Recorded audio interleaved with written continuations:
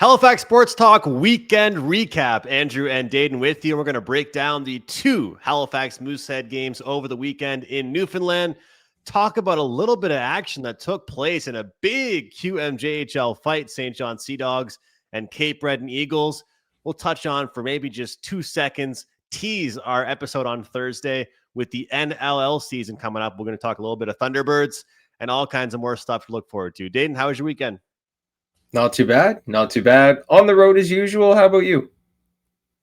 Pretty good. Pretty good. You know, things are starting to get busier a little bit. The holiday season is approaching us, but man, November flew by. November really flew by. We're recording this, of course, December 1st, and looking forward to catching some Moosehead games now that their busy road trip is over with. You know, they go to Quebec for their road trip, and they come back, practice at home for a couple of days, and then fly to Newfoundland. So let's start with that.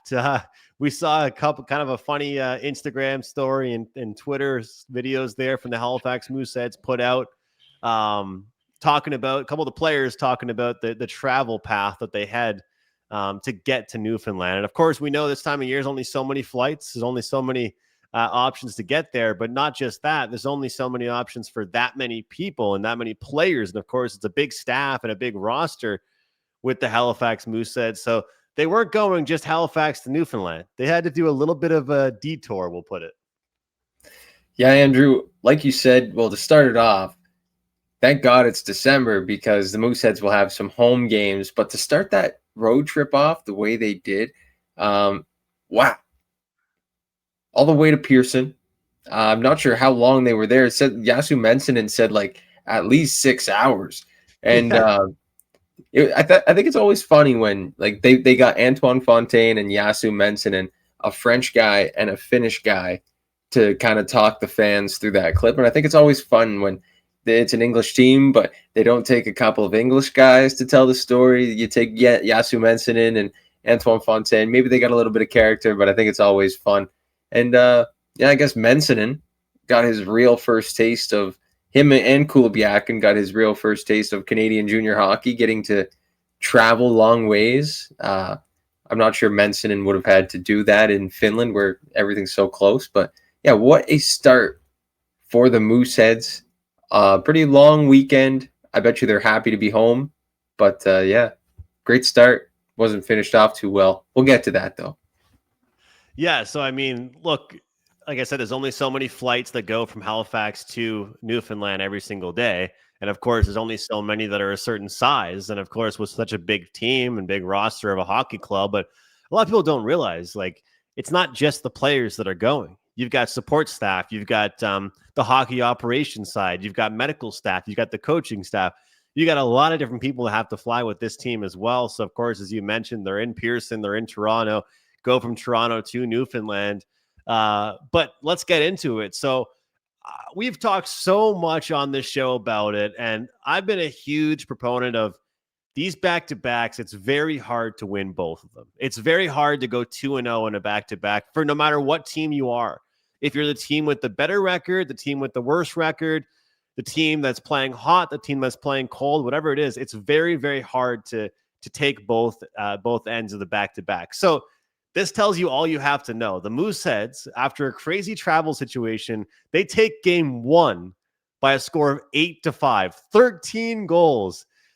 Maybe a little bit of, lack of defense, lack of intensity on the defensive side of things because of the travel legs. Who knows? And then game two, second half of the back-to-back, that was Saturday night. They're shut out, but not just shut out.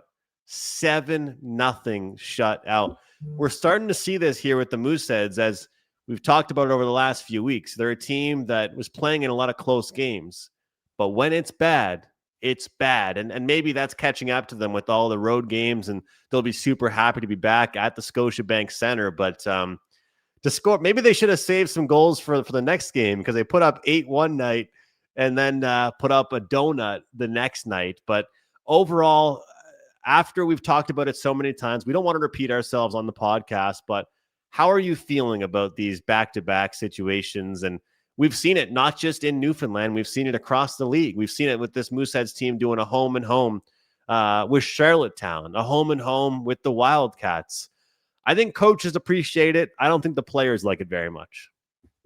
Yeah, I know that the schedule has a lot to do with it, and Newfoundland has a big advantage with the schedule, with the travel, and there's some teams that set their schedules up to absolutely just ruin teams this weekend.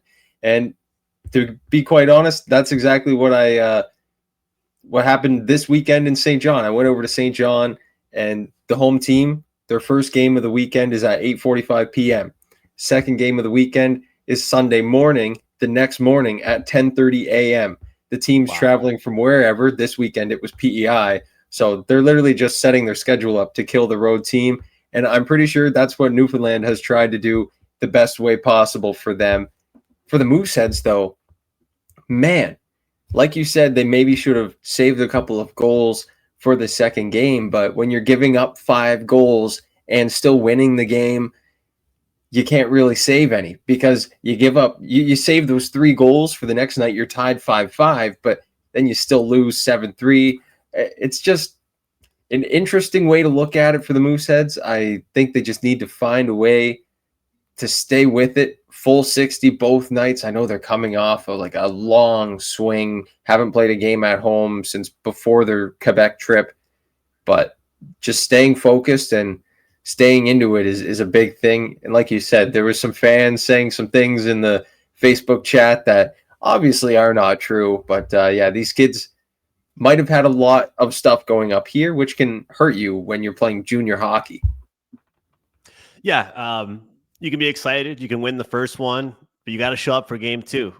Sometimes I think that mentally getting out of town, getting on the bus, getting on a plane, going to a new city is beneficial. Hey, we have a new challenge ahead. We have a new team ahead. It's hard to have that same sense of urgency to beat a team after you already beat them once again. And we've talked about it, and we'll pull up the odds on CoolBet moving forward, because a lot of times these back-to-backs, the team that lost the first game has a clear edge of motivation over the other team to get back on track and win game number 2. So I'm going to throw a question at you, though. Do you think that the Mooseheads, maybe with their exciting start, and look, we've given them a lot of credit, were they relying a bit too much on goaltending? Bresson's been great. Circa's been great. We've seen a good 1-2 punch, but we have now seen both of them get lit up at least once in the last 2 weeks here. One against Chicoutimi, one now against Newfoundland.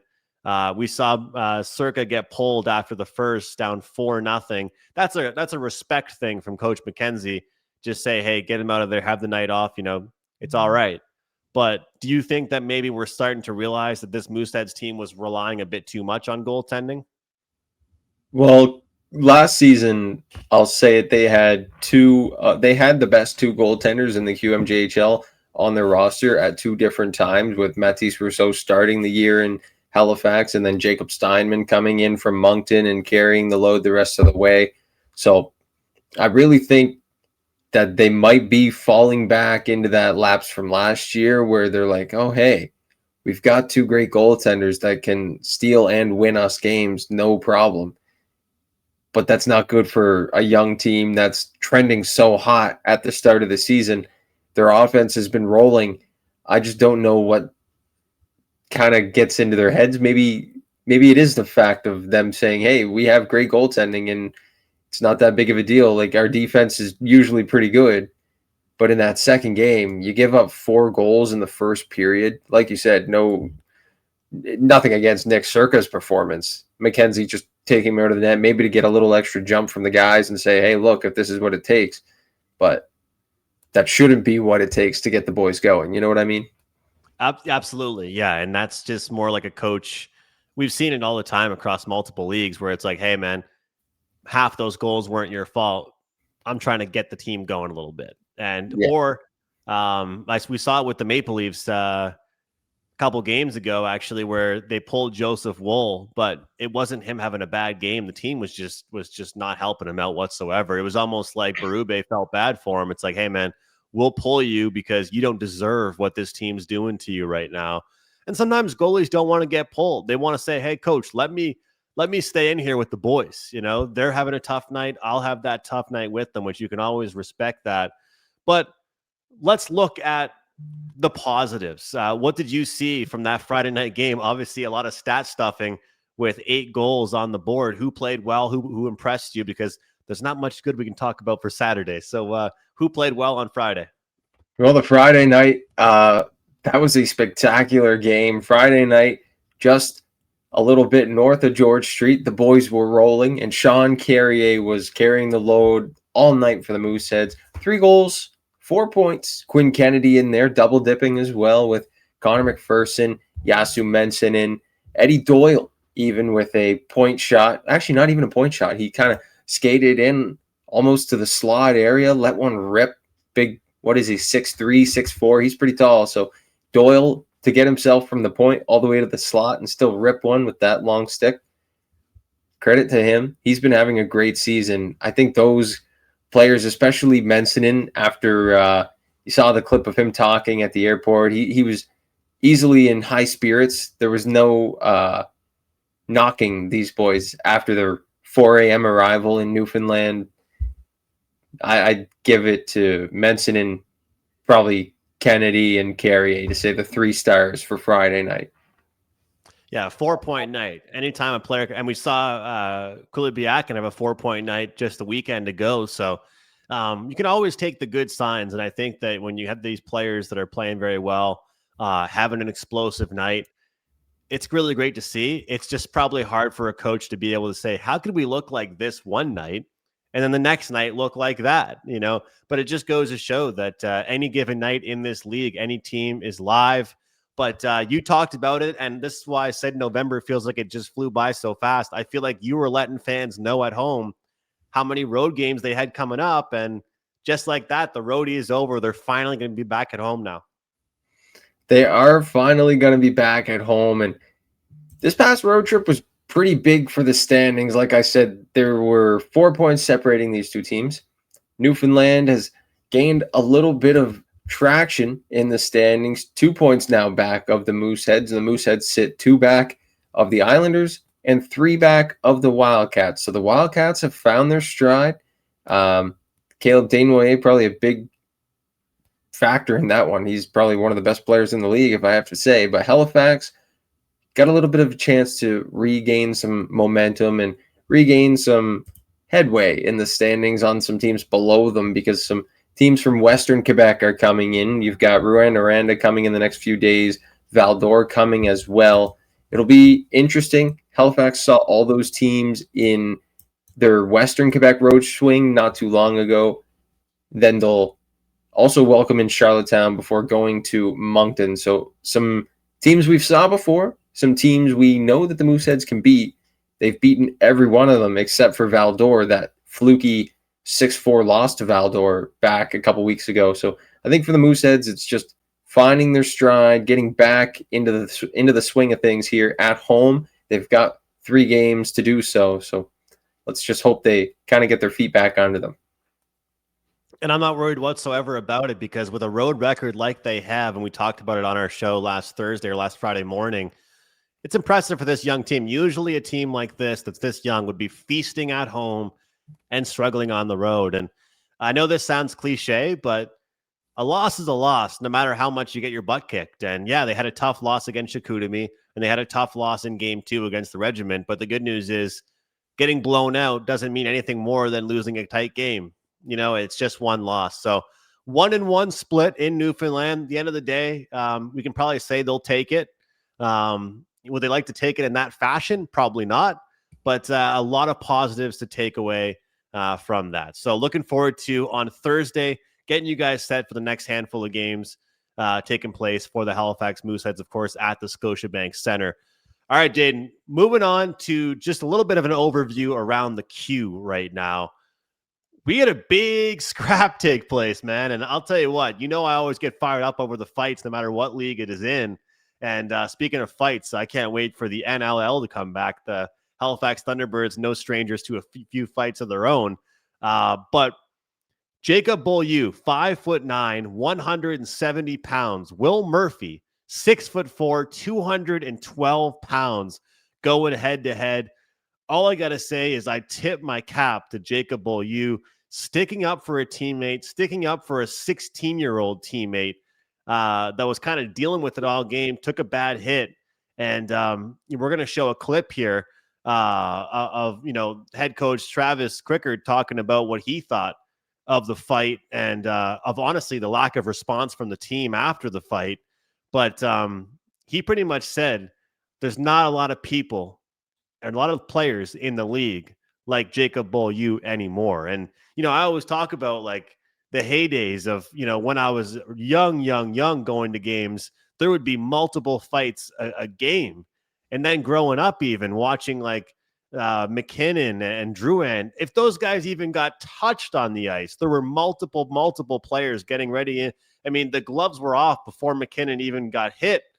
And so now with the QMJHL having no fighting, this was an absolute like brawl, like back and forth, rock'em sock'em robots. These two guys throwing them, and 5'9" versus 6'4", 170 versus 212.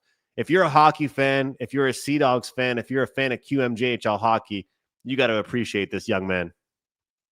100%. Jacob Beaulieu stepped up. If you haven't seen the clip of the fight, please go look up the clip of the fight. It's all over the place. But the most important part of that, Travis Crickard's words on his team. Let's just hear from him straight up, see what he thinks. I don't know how to explain it. I don't know how to describe it with words. I'd say that the word that is coming to mind is response. When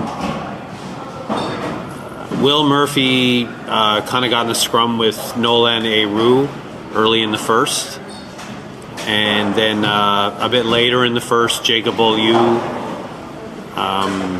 essentially defended his teammate, defended a 16-year-old against a pretty big defenseman, and you look at the vitals. He is not happy at all. 6 inches of difference in height, 42 pounds of difference in weight, and Jacob fought Will Murphy and took an NHL drafted defenseman off the ice for basically almost 50 minutes of the game to allow our guys to effectively have a bit of an easier night to generate offense and get it around our net, or around their net. And to see the lack of or limited to no response to that is pretty sad, really, actually. Wow.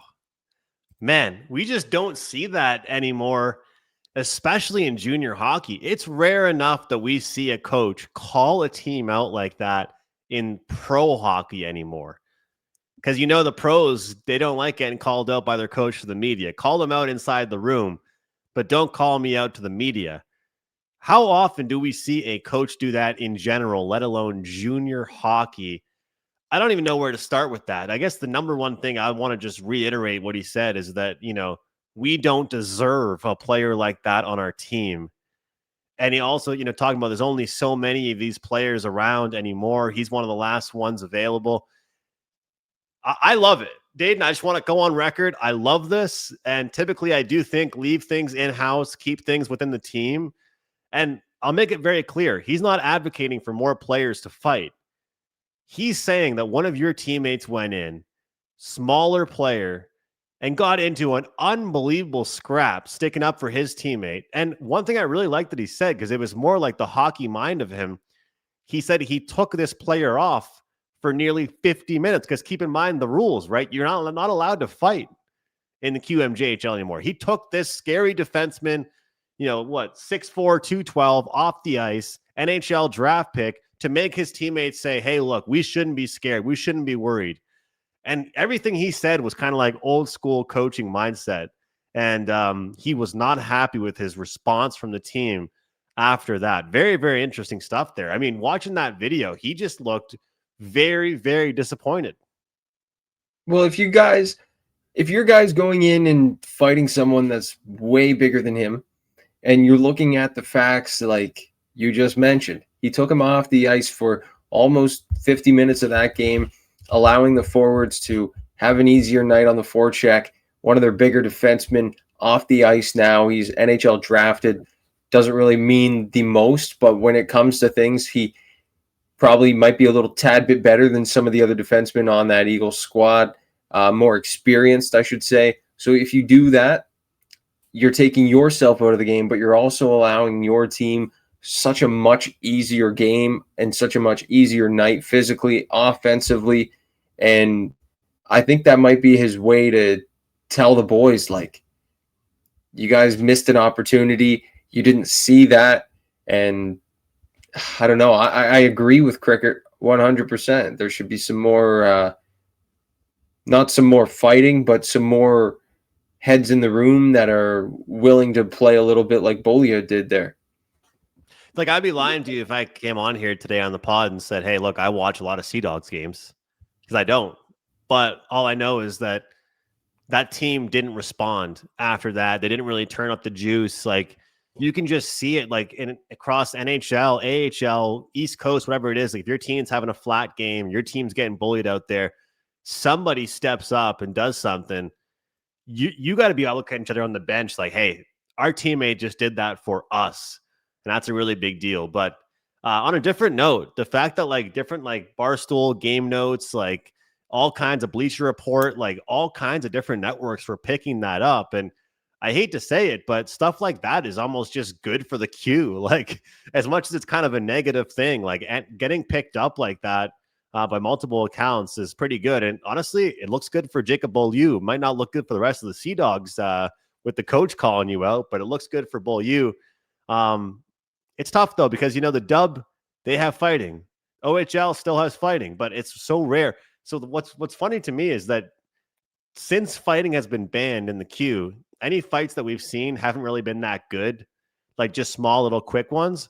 But this was like, hey, we haven't had a fight all year in the Q. We're going to have guys put their heads down and trade punches for 30 seconds.